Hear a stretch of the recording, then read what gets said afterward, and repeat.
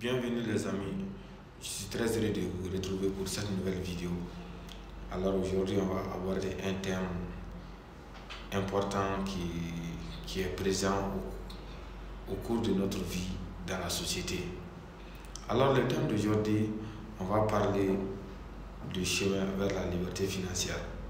En réalité, je vais essayer de vous donner 5 étapes qui vous permettra d'atteindre la liberté financière. Mais avant ça, abonne-toi, like et partage cette vidéo. Alors les amis, la première étape vers la liberté financière, c'est le remboursement de tes dettes. Oui, je dis bien. Toi, tu écoutes actuellement.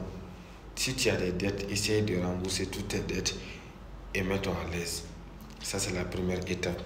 Maintenant, la deuxième étape, j'avais déjà fait une vidéo sur ça. Si voilà, tu es intéressé, si tu veux avoir plus de détails, tu peux aller regarder mes précédentes vidéos, ce qui est basé sur les reporting financiers.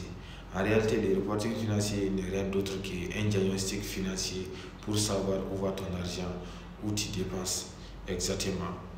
Donc, l'objectif du reporting financier, c'est très simple. Ça te permet de venir à l'étape 2, à l'étape 3, disons, à l'étape suivante.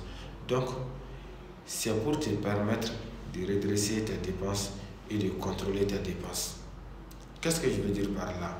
En réalité, si tu sais où va ton argent et que tu es conscient que tu dépenses ton argent dans des choses inutiles dont tu ne dois pas te permettre, maintenant, l'étape suivante, c'est quoi? C'est à toi d'essayer de voir ce que tu es en train de faire. Tu dois les corriger parce que, comme on dit souvent, la première étape vers la résolution d'un problème, c'est connaître l'existence du problème en question. Donc, le reporting financier qui te permet de noter toutes tes dépenses va te permettre de savoir où va ton argent et te permettre par la suite de redresser tes dépenses, de diminuer tes dépenses. Maintenant, quand tu diminues tes dépenses, l'étape suivante, c'est quoi? C'est l'épargne. Comme on dit, la consommation est la partie du revenu qui n'est pas consommé. Donc, si tu arrives à contrôler ta consommation, à diminuer tes dépenses, ça veut dire que c'est l'épargne qui sera supérieure.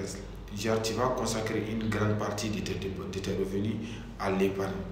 Donc, l'objectif de cette épargne, c'est quoi? Ce n'est pas pour épargner de dire que voilà, je vais acheter un bazin ou bien je vais à la boîte de nuit, un truc comme ça. Oui, ça c'est des plaisirs, mais on épargne pour pouvoir fructifier son argent. On épargne pour pouvoir investir après. On épargne pour pouvoir développer une activité, pour pouvoir entreprendre une activité. C'est de là qu'on va revenir à l'étape suivante. La cinquième et dernière étape n'est rien d'autre que l'investissement. L'investissement. Si tu as une capacité de production actuelle, l'objectif c'est quoi? C'est d'augmenter ta capacité de production, ton volume de production et étendre ton marché. Si tu n'as pas d'activité, tant mieux, vu que tu es déjà au courant que tu n'as pas d'activité, donc tu as déjà la possibilité de recommencer et voilà, de commencer une activité avec de la pérennité, avec du sérieux et avec un fort potentiel. Alors les amis, il faut épargner pour investir dans une activité. Parce qu'en réalité, c'est ça le chemin vers la liberté financière.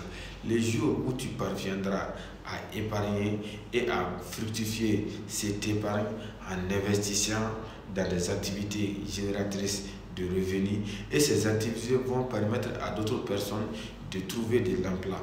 Donc, tu seras un patriote économique. Non seulement tu vas favoriser la production locale, mais aussi tu vas créer de l'emploi et en même temps, en retour, tu auras des revenus importants. Des fois même sans que toi-même, tu ne sois dans l'activité permanemment. Alors les amis, c'était l'objectif de cette vidéo. J'espère que vous avez bien noté vos remarques dans les commentaires.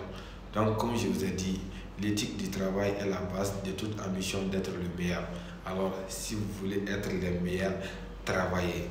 On reprend pour une nouvelle vidéo. Mais d'ici là, abonnez-vous, on s'abonne, on commente. Ciao, bye bye.